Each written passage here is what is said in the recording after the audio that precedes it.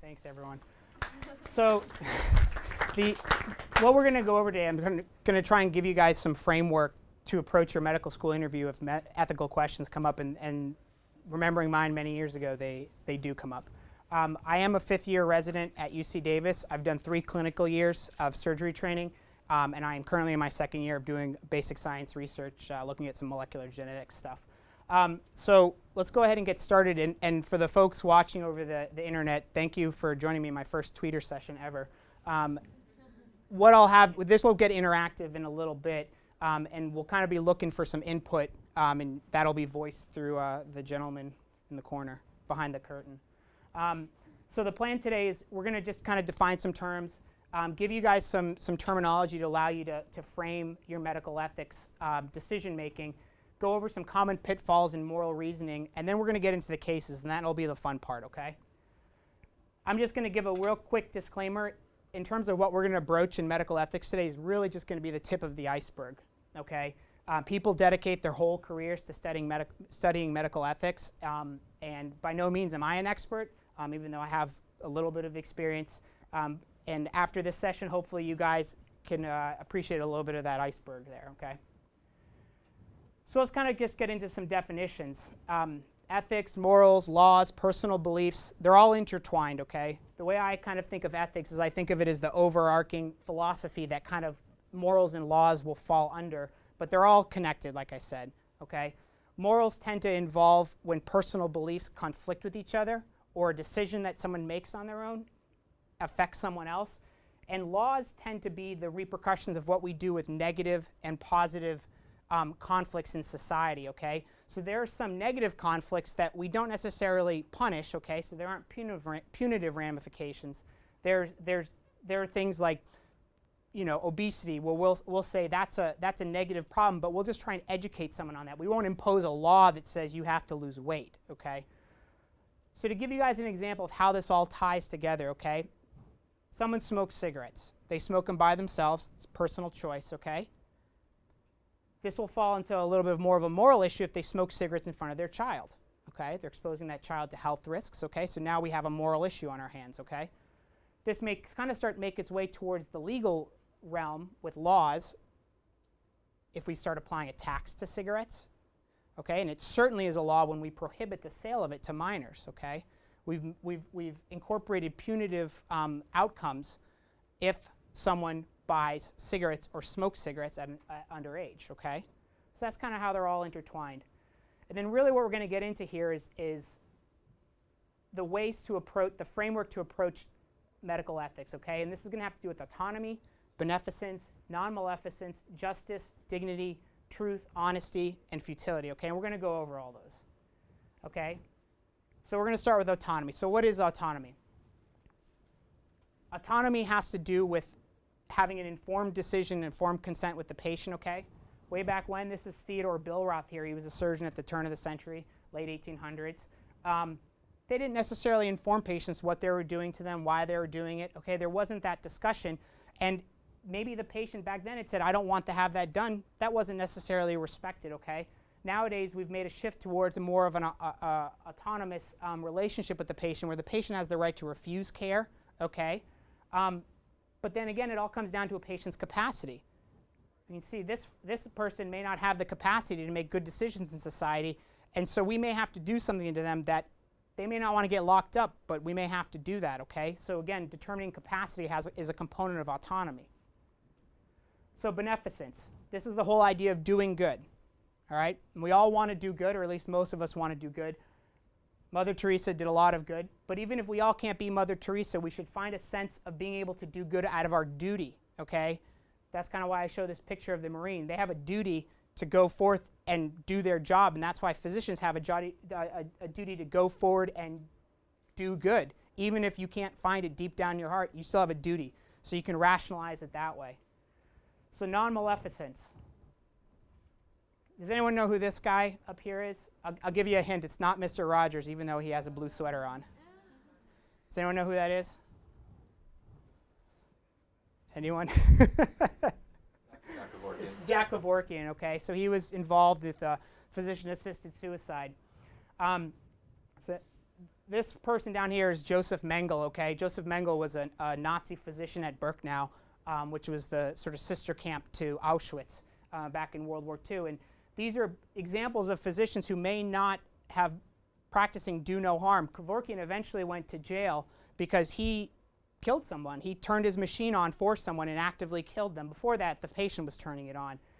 Mengele would do these horrible experiments to prisoners to test they were endurance tests. They'd submerge them in cold water to see how long they last. Some real terrible stuff that really they were doing quite a bit of harm. And you can see Hippocrates saying first do no harm. So we really have to keep that in mind when we're rendering care to a patient. Justice. So we have Lady Justice here, and Lady Justice is blind. Okay, so decisions should be made without regards to patient's ability to pay, patient's sex, patient's race. Okay, these are all things that you have to consider when you're making a decision, and a difficult ethical decision. And alongside this, there's also a resources issue. Okay, so we see a line here. Back during the Great Depression, everyone was in line for food, limited resources, a lot of people who need it. You have to take that in consideration too when we're making an ethical decision. So dignity. This is not how you show dignity to a patient, okay? It's not funny time when you're discussing a cancer diagnosis, okay? So you need to present yourself in a way that you're showing that you respect the patient's dignity, the patient feels safe with you, okay? Truth-telling. I show some more historical examples here because this was during a time when we didn't necessarily tell the patient the truth, where we didn't necessarily tell them a mistake we had made during an operation or tell them what their real prognosis was. We may not have known it either back then. So it's important to consider truth-telling when you make a decision. Futility. We show here David and Goliath, okay? Some said that David had really no chance against Goliath, that this was an exercise in futility, that he was just going to get killed. Well, David ends up winning that battle. And we wrestle with this all the time as physicians. Are we rendering care that's just going to result in the same outcomes? Patient's going to die? Or are we trying to do some good here and it's going to actually result in a positive outcome? So let's get into some of the pitfalls of moral reasoning just so we don't run into it when we have our discussion. So begging the question. So this is assuming to be true what should be proven to be true, okay? So you don't want to make an assumption that something's true, that you got to do the due diligence to prove it's true, okay? So a good example of this is you say that an embryo is so small it can't possibly be a human. Well, you've assumed that based on size something is not a human, but you haven't taken into consideration the DNA, the genetics of it all. Maybe size isn't the issue, okay? And so you should take that into consideration. So you haven't taken the time to kind of prove the due diligence with your statement. Reductio ad absurdum. This is an example where you take someone's argument and you suggest it has ridiculous implications, okay? An example of this would be someone says that God looks favorably upon all embryos as human life, and so someone then says, well, so then it should all be baptized. Obviously, that's trying to reduce someone's argument to a very ridiculous level, and trying to avoid doing that when the moral and ethical conversations come up. And lastly, an ad hominem attack, okay? So this is an attack against the person. So you and I are having a discussion about Obama's health care. And I say Obama's health care is the greatest plan since sliced bread for A, B, and C reasons. And you say Obama's health care is the worst idea for X, Y, and Z reasons. And then I turn around and say, that's the dumbest thing that I've ever heard. I can't believe what an anencephalic monkey you are, and how could you make such an obnoxious claim? I've stated nothing about the actual facts involved in the matter, okay? What I've tried to do is win the argument by attacking the person, okay? So you want to avoid doing that. Now, if you're real crafty, you'll slip in an ad hominem attack amongst your facts, okay? But we're not going to do that here today. All right, so let's get into some of the cases. And with these cases, what I want you guys to do is bring out what are some of the ethical issues we just discussed, some of the framework, and how would you approach this question. And then we'll get into what are you going to do in this situation, okay? So during your guys' medical school interviews, if you get presented with an ethical issue and you kind of rationalize through the case using some of these tools, it'll really make you look pretty savvy, all right? So we have a 22-year-old woman. She was in a car accident. She has brain injury, severe brain injury, high spinal cord injury, okay? She's quadriplegic. She's on a ventilator as a result of that, okay? Family wants to disconnect the ventilator. Doctor does not, okay? So what are some of the issues going on here? What's going on? If you don't raise your hand, I'll point to you and ask you. Just the whole do no harm issue for the doctor. Yeah. Whole issue of non-maleficence. Yeah. Okay. What else? What other issues can we and you'll as we discuss these, you'll see a lot of these different bioethical core principles will actually come into conflict with each other. So what else is going on? What other issues do we have? She can't speak for herself. So it's an issue of autonomy. Okay, so we don't know what the patient wants in this situation. What else? What else is going on? Futility. Maybe it's just a waste of resources and she's not going to get ready. There you go. Who knows how much it costs to keep a patient in the ICU per night? A lot. How much? $1,000. Do I hear more? Do I hear less? Probably more. 5,000. 6,000. So it's about $3,000 or $4,000. Okay, so it's a lot more than a night at the Ritz-Carlton. So you're right. This is an issue of futility of resources. How far are you going to go? How much of the resources are you going to? Are you using this bed to provide care for someone else who you may have been able to provide care for, who may have had a possible better outcome? Okay, so these are all the issues. Let's say we change it up a little bit. Okay, it's no longer an issue with the ventilator. It's an issue with the feeding tube. Okay, so providing this patient nutrition. Does this change what we're going to do, how we're going to approach things? Who said no? Yes. You. Why? Well, I mean, because I think that even though you're a physician, I think you still have to go through a conflict resolution within the hospital to evaluate each step as you go along. Same with the previous one. If there's a difference of opinion with the physician and the family and the person still can't speak for themselves, even regardless if it's the person saying it, like the patient, you still have to evaluate that at a standardized level. So you have to involve the hospital as well as the patient. Okay, so getting an ethical consult to help sort out the issues and stuff like that. Okay. What else? It's the same thing, isn't it? Pulling the plug, getting rid of the ventilator is fairly quick death versus starving the person. It's the same thing, it's just a different matter of time. Different time period. Okay. So what are we going to do in this situation? Okay, that's the ultimate question, right? What are we going to do? That's what you guys are going to be asked during your medical school interview, and you can say things like, I'll get an ethical consult and this and that, but at the end of the day, the person interviewing wants to hear what you're going to do. Okay? You have to respect the family's wishes and realize, I mean, as the doctor, I guess, you might not be taking into consideration that they're the ones eventually that are going to have to care for this person if she does survive long term for the rest of her life. Mm-hmm. And so you have to respect their wishes and have dignity for them. So you would withdraw care in this situation? Okay, what would you do? I say I disagree only because that's how a lot of physicians get caught up in a lot of lawsuits, and hospitals get caught up in lawsuits. So as a physician, you can't take that responsibility to just say, okay, it's a family's decision. Because again, the patient can't speak for themselves. So you have to just keep your stand as a physician to keep, the life support of a patient. I mean, that's what. So you'd keep this patient alive? Okay. So these are actually two very famous landmark cases in ethical decision making. The first one was Karen Ann Quinlan.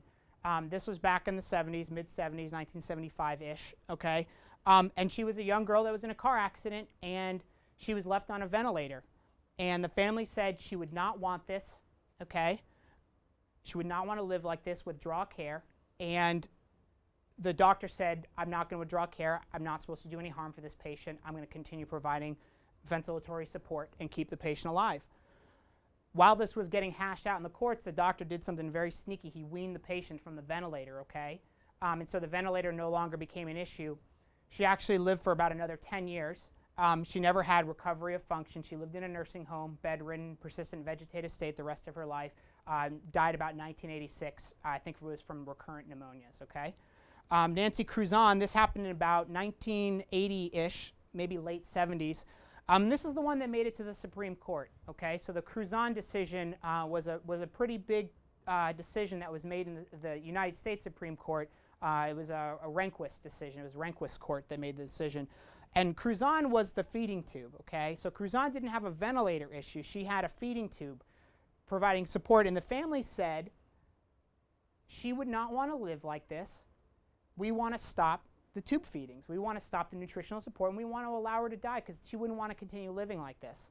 And this went to the first went to the state Supreme Court in Missouri, and the state Supreme Court in Missouri said there is not clear and convincing evidence that this is what the patient would want, therefore we are not going to support the withdrawal of care. And then went to the United States Supreme Court, okay? And the United States Supreme Court made a landmark decision saying that a patient has the right to refuse treatment or care even if it results in their death if they, here it comes, most important thing, are competent, okay? If they are incompetent, then it falls back to the regulations set forth by the state. The state of Missouri had a law saying you have to show us clear and convincing evidence that this was what the patient wanted. That due diligence has not been proven for Nancy Cruzan, so they kept her on the tube feedings, okay? What eventually happened is more people came forward who knew Cruzan very well and gave additional testimony saying that this was not what she wanted. When it got retried again, it actually was the decision to withdraw care was upheld, saying there is clear and convincing evidence this is not what she would want. And so they withdrew care for her, and she died shortly after. Okay? So again, you can see how complicated this stuff really gets and how these ethical and moral decisions end up making its way into the Supreme Court. And so now a patient does have the right to refuse care as long as they're competent, even if they know it will result in death. So let's get into another case here. We have a 7-year-old boy. He has a very serious injury. He loses a lot of blood, okay? He's in the emergency room, and you as the physician know that this boy needs blood to live, okay? It is very high probability that he's going to die unless he gets blood. And the parents say that we are Jehovah's Witness and that we do not want our young boy getting any blood at all or any blood products, okay? So what are some of the issues going on here? What's happening? What are some of the ethical framework? How can we frame this for ourselves to approach a solution? It's another case of autonomy. Like the boy is conscious enough to make his own decisions. Right. You can make the argument, so you bring up autonomy, and it's spot on. You know, this is a 7-year-old boy, he's unconscious, we don't know what he wants, but then you could make the argument that he doesn't have capacity. He's too young, and that's why when you're a minor, a lot of these decisions go to your parents. I was just going to ask if he would even be allowed to make his own decision. He's a minor. Right, but what happens if a 7-year-old boy says, you know, I don't understand this religious stuff, I don't even like going to church, because he doesn't have that kind of bigger picture about things. He goes, please save my life. What if he was awake and he could say that?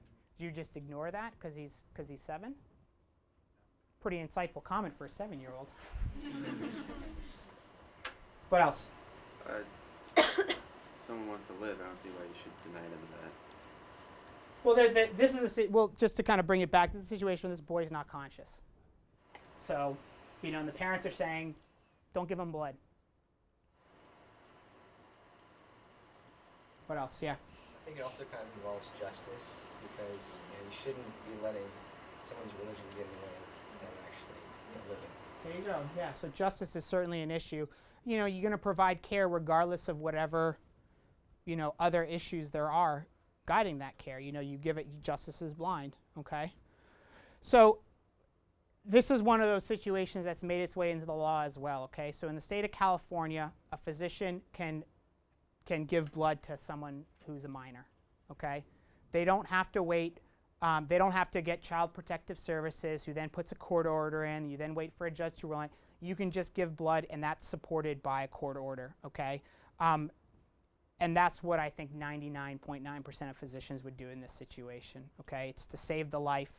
And there has been a lot of argument about this, but when it comes down to it, I think a lot of it is the boy has not been given a fair chance to choose whether this is the religion that he wants to follow later in life because he is too young. So his age and inability or lack of capacity works both ways here. Okay, so on one hand, the parents are the decision makers, but on the same hand, the boy doesn't have the capacity to make a decision whether this is the religious belief he wants to practice in the future. Okay, so let's change it up a little bit. Okay, so now we have a older lady who's lost a lot of blood after a major heart surgery, and she's also Jehovah's Witness, and she made it very clear before the operation, okay, that she did not want any blood transfusions, okay? After the operation, she's in real dire straits. Her vital signs are very abnormal. Her blood count's really low. This is something that you don't suspect is compatible with life, and it's going to probably result in her demise unless she gets some blood. But you had this conversation with her ahead of time, so you're planning on just respecting her wishes. And then the husband steps in, and he insists that she be given blood to save her life. He says, I'm leaving the church. I don't want to be Jehovah's Witness anymore. She doesn't want to be that either. Give her blood, save her life. So what are the issues going on here? What's going on? Start picking on people. Autonomy, okay. The So patient expressed her wish to not give blood. yeah. The doctor should respect her wishes and not anyone else's. Yeah, so the patients made it pretty explicit ahead of time in a more calm and controlled environment that they did not want this done. Okay, but the husband's now saying, do this. I'm the decision maker. I'm the power of attorney. I feel like if the patient expressed her wishes before when she was competent and when she knew that there were risks, there isn't anything that can override that. Okay. What else is going on here? What other issues do we need to address? Yeah. The husband's pretty unstable, like just because of the situation. So I don't know, like it's kind of hard to like really take him seriously. Just you're saying emotionally he's kind of caught up. Yeah, you know, so you're kind of talking about capacity. Does he have the capacity to make a rational decision here? So a great answer that someone gave me in another session earlier today, which I really liked, and if you sort of brought this up to during a medical school interview, it sounded pretty savvy. They said, you know what, I would have had a very explicit conversation in that preoperative setting. When that patient had said, I don't want any blood, this student said that they would have clarified with the husband or wife sitting there at that time if they were in agreement with that, okay? And I thought that was a great answer. You know, most of surgery is not the operation itself, it's the preoperative planning, the postoperative care. And this was really kind of going back to having a good, honest conversation. It kind of goes back to the issue of truth, you know, having a very honest conversation and making sure that everyone's on the same page. Just because the wife said that this is what she wants doesn't mean that the husband was in agreement with it. And it would be good to kind of sort those things out before you're in these situations. So I thought that was a really, really good issue. Yeah. Just to play kind of devil's advocate Sure. on that, what if your patient, the 65-year-old woman, said, I do not want to receive any blood, but I also do not want to inform my husband. Now, as her physician, Right. That Yeah, kind so of, throw a little curveball in the situation. What would you do in this situation? well, you have to respect, I think, your patient's wishes. I think you need to, I would personally probably inform her of how difficult that might be for her husband if it came to that and, you know, he had to follow a decision that she had made without him being involved in that. Yeah. But at the end of the day, you still have to, you know, be your patient's physician. Jay, got to be a patient's advocate. You know, it brings up it's kind of the whole truth-telling. And I think in that situation where she's asking her husband to be her surrogate decision maker, I would strongly advise some real honesty in that situation. I would suggest to her that her husband probably is not going to make the best decision for her unless he's really informed of what's going on. Yeah. I actually thought that this such kind of situations, patients would sign some kind of paper before the surgery. They usually do. So you're absolutely right. In these situations, there's usually a lot of documentation about it. Just to play the other side of the table here, you know, and this came up during one of the other sessions today, is someone said, well, if it hadn't been written down, then I wouldn't abide by it. And I said, oh, just because it wasn't written down doesn't mean it's the truth. And so a lot of this stuff is written down, and fortunately nowadays, before a patient like this even goes to the operating room, the anesthesiologist, the surgery resident, the surgeon, everyone has reviewed the whole issue of blood transfusion with these patients. And so it's usually documented not just in one place, in multiple places. But again, let's say it wasn't documented. Does that change? Just because it's not written down, does that change what you're going to do in this situation?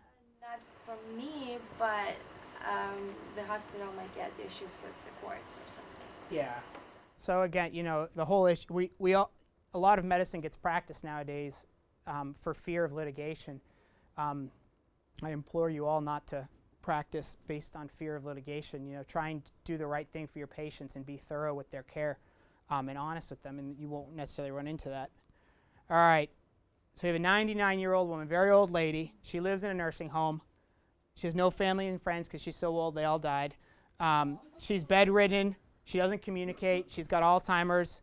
She's had bilateral above-the-knee amputation. She's got a bad heart. She's got diabetes. She smoked for most of her life. She's got bad lungs. She shows up to the emergency room in real advanced sepsis, okay? She's really sick. She's got a really bad infection. We don't know where it is, but she's sick. She's in trouble. She doesn't have any advance directive. So what do we do here?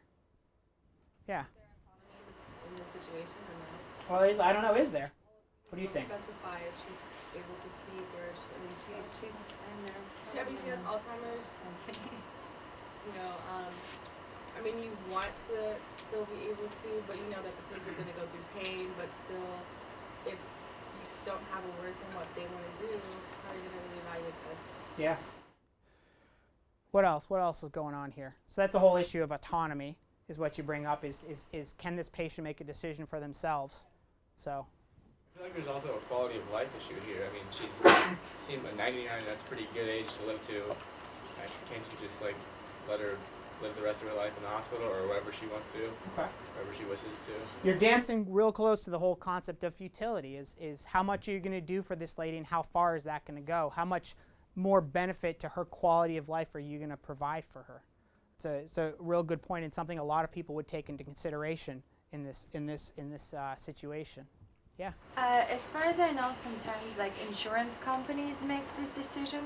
Let's say you will have to spend thousands of dollars trying to recover this 99-year-old woman. Mm-hmm. Probably the insurance company won't pay this money because she's that old and she might die in a year or two. Anyway. Well, let me ask you this question. I'm going to turn this on you a little bit. Let's say the insurance company says to you that they won't pay for this. Is that going to change how you're going to treat this patient? I don't think so. So you'd still I'll get in provide care trouble. for them. Yeah. Well, would you get in trouble? Hospital will get in trouble, right? Well, you're an employee of the hospital.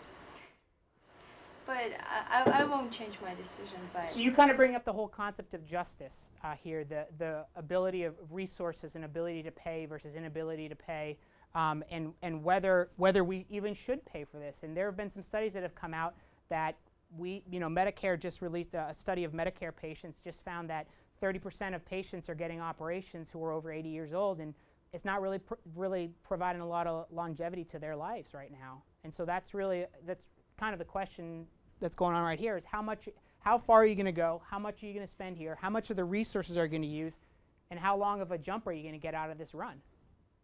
And another question, how much do insurance company influence your decisions overall? Because I know a story, it happened to like a teenager in Los Angeles, and she needed a liver transplantation, and her insurance company refused to pay for the surgery. Mm-hmm. And there was a whole court case, few months long, and finally she got the surgery approved. Right. And while doctors were preparing this girl for the surgery, she died because she waited for too long. Right. So in this case, insurance company pretty much. Right. So for a lot of procedures that are not emergency procedures, there usually needs to be an authorization on behalf of who's going to pay for it. Now, let's say this person shows up, in fulminant hepatic failure in the emergency room, and that's an indication for an emergency liver transplant.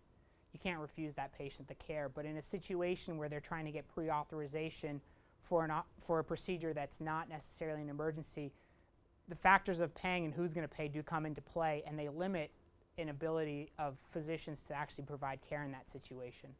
And it's a whole issue of justice again. It's ability of resources, and when you have 50 patients who do have the ability to pay and you have one patient who's not have the ability to pay and they all have the same disease, who gets the procedure?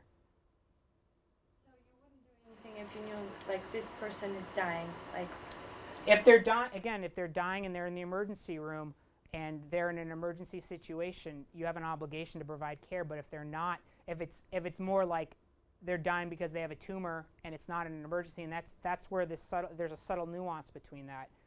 There are people who are crashing, and there are people who they have a cancer and it's growing and it's going to eventually take their life. It becomes tricky.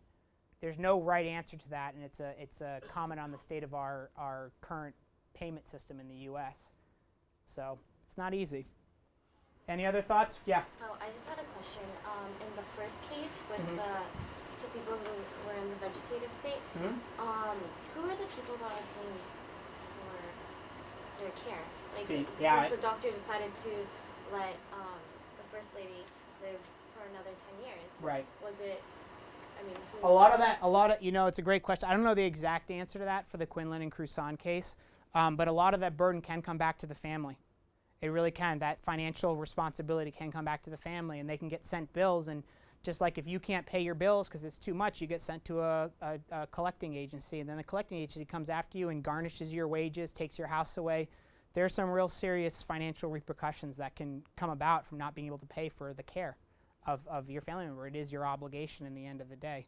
So some situations the patient will become part of a state system, a Medicare or Medi-Cal, like here in California, or Medicaid in other states, and then they'll assume the responsibility of care, but it doesn't always cover everything, and it may not always be to the standards that you would want for one of your family members. So the whole payment issue is certainly becomes an issue. So what do we do for this patient? What do you guys think? What do we do? We do everything we can. We just give her a morphine drip. What do you think?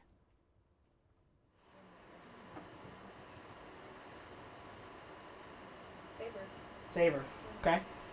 Save her life. All right. No right answer to these stuff, guys. There's no right answer, okay? Let's skip this one. This one's kind of boring. All right. So you're a psychiatrist and one of your patients severely depressed because he just got dumped by the love of his life. He confides that he's so upset that if he can't be with her, he doesn't want anyone else, and he says he's going to go kill her.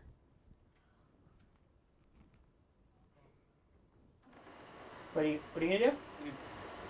Go to the police, inform the police that he's planning on doing harm to someone else, possibly, So. Okay. So you're kind of looking at maybe the component of justice there. There's also a component of non-maleficence, maybe not allowing any harm to come of anyone else. But are you violating patient confidentiality here? Yeah, I think you're allowed to in this case. Aren't you allowed? But it really depends on the patient, though, because maybe he's one of those people that just say some things. I mean, if you're the psychiatrist. But in that situation, you don't know. Yeah. You know, in that situation, you don't know you don't judge by what he's saying or whether or not that's the kind of person he is. You have to take immediate protocols, make decisions right away. You don't really have time to think. So getting the law involved is definitely. Okay, so you call the police too. Yeah. Okay, in the back. I think that you're bound to patient confidentiality up to a certain point, though. As soon as you hear that a patient might do harm to someone else or third party, that automatically kind of breaks that patient confidentiality that you're bound to as a physician, and you are required to, I think by law, report it to the police. Mm-hmm. Okay. So we all seem to be kind of in agreement that this would get reported to the police. You know, and that's not what happened in this situation, okay? So this is where a lot of this discussion comes from. This is in the late 60s. And it was Tatiana Tarasov was the girlfriend, and her boyfriend got dumped, and he was so depressed about it that his whole life was falling apart. They were both graduate students at Berkeley.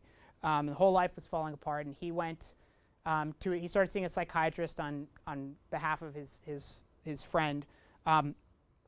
You guys can go read this. It actually kind of reads like a drama. I think the boyfriend was actually living with Tatiana Tarasov's brother for a while of this. I mean, it's kind of like a real made-for-TV drama.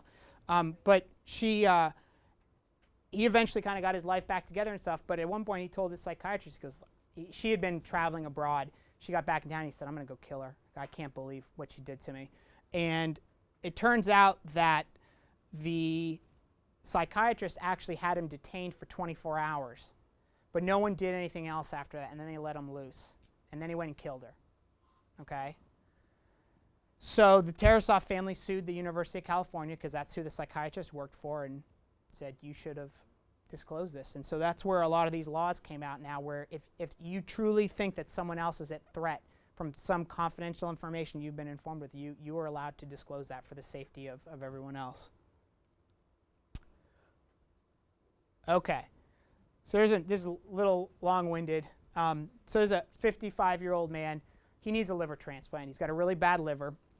And what happens in a liver transplant situation is people get evaluated, they get put on a list, they get checked on every 3 or 4 months, sometimes 6 months, and depending on the change in their kind of health, they get either moved up on the list, down on the list.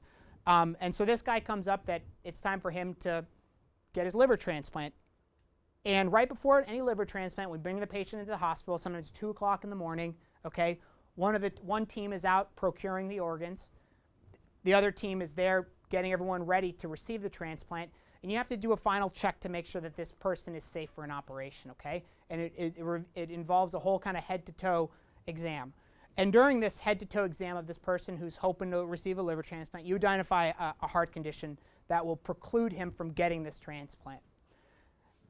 You identify this and you go and you tell the patient, you say, you know what, I'm sorry, you've developed a heart condition since the last time we saw you, and it's unsafe for us to do the liver transplant on you. And so we're going to have to give the liver to somebody else. And he says to you, please give me this liver transplant. I don't care if I die on the operating room table. My life is in shambles. I need to have this liver transplant or else I just can't go on living. Yeah. Would he live even without a liver transplant, or? He has some time. Okay. He has some time, yeah. So what are the issues going on here? Well, I mean, I would say that if he has some time, then maybe hold off a little bit. But if he didn't have any time, then I would say as a physician that he should take his chances. Because maybe he will live. You know, if he didn't have his liver and if he needed it right away, eventually he will die. Okay. So maybe even if it's like a 50-50 chance, I would do my best and try to save him. Okay, so it's sort of the issue of beneficence. Try and help this guy to your best abilities. Yeah. I have a question. Could that uncontrolled atrial fibrillation get fixed, like, by his next visit? Or is it one of those That's things possible. where Yeah, usually it is. he might actually be okay next time? Yeah, it might be better for it. Yeah. You stated it as unsafe, but on the case uneligible. So if it's uneligible, then it's purely legal. I mean, if you can't do it, you can't do it. So I would make a case to the board, who makes all the matches and whatnot, and try to make a case. But if he's uneligible, then really you're basically gonna lose your job if you try to do the operation. Yeah. What else? Back. Just to say that it's kind of a heartbreaking situation when someone's kind of pleading for something like that, and you get their hopes up by getting to that point and being told last minute that you can't receive it. But at the same time, I think that you run the risk of giving an organ, a viable organ, to someone already. Donor organs are so hard to come by that it could go to someone who would definitely be able to live and use it and have it do as much good as possible. And by giving it to him, and he has a new heart condition that you've discovered, you run the risk of having, some type of complication that would totally negate the entire operation. So you're kind of bringing up the issues of justice here. We have limited resources, and if you give them to him and he dies, would that resource have benefited someone else to a much greater extent? And that's really what ultimately guides this decision. So this happened to me when I was an intern, okay, at UC Davis, and we had to tell this gentleman that we could not give him this organ, because that's exactly the issue here. Is there's no point in doing this procedure on him, putting this liver in him, and then just having him die on the operating room table. It's a wasted liver at that point in time, because then no one got a benefit from it. He died, no one else got this liver, and that's really what it kind of comes down to. Is this is really kind of an issue of justice. Now, you could say to me, he's willing to die on the operating room table, but I could say to you that a physician should do no harm, and so why would a physician put someone through a procedure that they know is going to kill them? That's not right either. That's an issue of non-maleficence.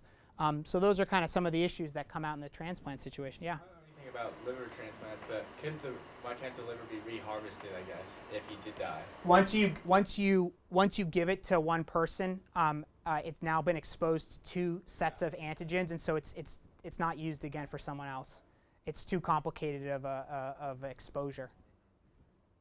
So, yeah. So since this happened to you, I mean, did you have legal concerns, or was it just pure So I was an intern, so your ability to make advanced decisions like this are very limited.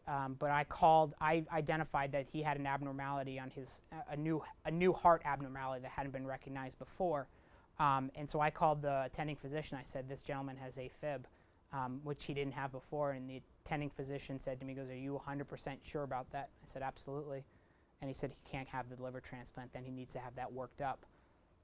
And so that's how the decision was made. This didn't have to go to an ethics committee. I went back into the room to inform this man what the situation was, and it was about 2:30, 3 o'clock in the morning, and I let him know that unfortunately there was a new heart condition that he had developed, and that we weren't able to do the transplant. And he said to me, he lost it. He freaked out, and he said to me, "If you send me home tonight, I'm going to kill myself." So now what would you do? Now, what would you do now? Oh, I was just wondering, do you practice that kind of thing in medical school? Like, that kind of like, I'm sorry to inform you that we can't do this kind of thing. You learn how to break bad news to people, absolutely, yeah. But yeah, obviously not that exact situation. But it's a little different when it's 3 o'clock in the morning and you're doing it like this. Yeah, so it's a little bit of a shock. So yeah. So what would you do? What are you gonna? Well, we're gonna play this out a little bit. I was gonna ask the same. It's very intriguing. So what are you gonna do? Just bring a psychiatrist in there, right? To Okay. just evaluate where Maybe lock his him mind's up. at, maybe to calm him down a little bit, Yeah. to understand and just have a physician there, just let him know what really happened. Yeah. You're spot on. In any of these ethical situations that come up like this, what you don't want to do is just abandon the patient. I think it's pretty obvious that you're just not going to send this guy home. Okay, you're going to say, I feel really bad for you. I'm sorry. That's just the way the ball bounces sometimes in life, sir. And here's the door. You're obviously not going to do that, and I think that most people catch that. But go that extra step when you're asked these questions during your medical school interviews. Go that extra step. Say, I would really make sure. I would obviously keep him in the hospital for the remainder of the night. I would get a psychiatry consultation. So I spent quite some time with him, talking to him that night. And then I also got a social worker to help him out, sort out some of his financial issues, to give him some resources to help that out. I also got the cardiologist to come in and start his workup right then and there in the hospital, which isn't necessarily indicated, but I said, let's get this going so maybe we can sort this out. And they started therapy for him that day. So before he left, he had his new heart medicine, okay?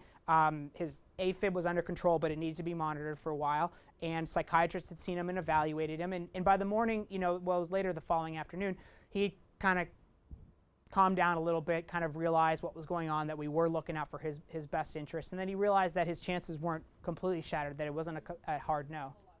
Yeah. So just when these issues come up during your ethical interviews, the classic one is you have the 15-year-old girl who's pregnant and wants an abortion. And you're someone who personally, you just don't believe in abortion, and that's fine. And so it's completely fair to you say, I wouldn't do an abortion for this patient. But that's not where it ends, okay? Because you haven't helped this patient at all. You just said, I'm not going to do something for you. So it's worth your while to say something to the effect of, but I would give this patient some resources to explore other alternatives. A great one is sending that patient to Planned Parenthood, where they can really get a lot of information from multiple sides, okay? Or if you're against that organization, maybe another organization that can give this patient some objective information about their choice. But isn't this not about your beliefs? It's about the patient. Isn't that the point? Yeah. It's not about whether you believe in abortion or not. It's what the patient wants. But that doesn't mean, just because the patient wants something doesn't mean that you're forced to do something that you don't believe in. You might not like Planned Parenthood, but that's your issue. Right, you're absolutely right. And so that's the thing, is but the point is to send them to an organization or some resource that will help them reach a decision, okay? And like I said, if you don't think that Planned Parenthood is the best thing, send them to another organization that will give them an unbiased opinion.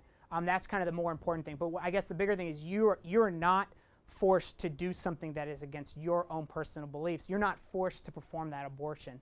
You're not forced to, and if you will do the abortion, then fine, you do the abortion and that's fine. But you just make sure you don't just stop rendering care just because you're not going to do something for someone. That's kind of the big picture here. Could you also refer them to another doctor or surgeon that does? Absolutely. You can do that. And so this came up during my medical school interview, and question right after I said that was, well, isn't that the same as just doing it yourself? So what do you think? Essentially, yeah. Is it? Well, you made it harder. Well, I think you kept, at least you held on to your beliefs, yet you still provided the patient with care, so, I don't know. But I guess if the patient's determined enough to get the abortion, she's going to get it without the referral or not, possibly. So. Fair enough, fair enough. I think it's fair to refer them to someone else who, because most likely, even if it's someone who will do it, at least they're going to give them usually they're going to give them some pretty informed information, some pretty good information about the pros and cons. They're not just going to kind of, take them in the back alley and do it just willy-nilly. They're going to really inform them, and so that's important to refer them to someone who can inform the patient. So, how much are we? What are we going to? 4:45 or 5 or? We've got a few minutes for okay. additional Q&A. Okay. Discussion. Any other questions? Anything from the World Wide Web? Yeah, actually, So. there is a question that came in regarding case 5, the Tarasov case. Uh-huh. And the question is, to what extent can a physician disclose information to authorities? Does it stop at police? Can a physician inform perhaps the person whose life is at risk or in potential harm if a patient makes threatening threats or suggestions of harm to someone else? At what point does that right to disclose information stop? It's a great question. It really is kind of one of these case by case situations. In terms of someone's been threatened, you're never going to get in trouble for letting that person know or informing the authorities that there's been a threat against them. With regards to, another example is disclosing information to the authorities, okay? And there are some of those situations that are governed by law. A perfect example of that is blood alcohol contents, okay? So if you come in an accident, okay, car accident, the police have the right to draw your blood. Okay, you have the right to refuse that drawing of blood, but what happens when you do that is you get your license taken away indefinitely. I think it's at least for a year, sometimes even longer than that. So and that's a situation where they just assume that you were drunk in that situation and you lose your license. So they're all a little different in terms of what you're obliged to disclose to authorities and what you're not. It gets a little tricky and there are some gray areas. I would say more so you err on the side of caution, and unless that piece of information is of importance to the either authorities or to someone else, or you're legally obliged to do it, you don't do it. You don't discuss the patient's care with them, and that's true if a situation like, let's say an uncle came in, or let's say a mother came in and her son was 21 years old. I wouldn't disclose any information to the mother until I knew that the patient or the son was okay with that. It doesn't mean that you can't disclose you can disclose very minimal information, but you can't disclose a lot of details regarding it. So, but that is always a sticky situation where a family member wants to know what's going on. Any other questions? Another question that's come in over Yeah. the web. How do we expose ourselves to these cases, these tough discussions and decisions? Are there books? Are there communities, discussion communities? Yeah. Are there journals, magazines that address ethics? Great question. A great person to look up regarding medical ethics, he's kind of considered the father of medical ethics, is Edmund Pellegrino. It's Edmund and Pellegrino, Pelligrino, Pellegrino, like the water. He's out of Georgetown University, and he has a whole institute on bioethics and medical ethics, and it's some pretty thick stuff, but it's some interesting stuff. And a lot of what they'll give you is this. They'll give you these frameworks, okay, on how to approach these issues and what to do about these issues. It's not going to necessarily say you must do this or you must do that. It's just going to give you some framework. So he's a great person to look at that.